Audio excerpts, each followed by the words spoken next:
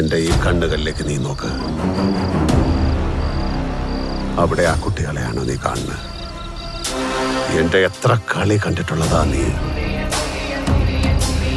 ഒടുക്കത്തെ ഈ കളി കൂടി നീ ഒന്ന് കാണും.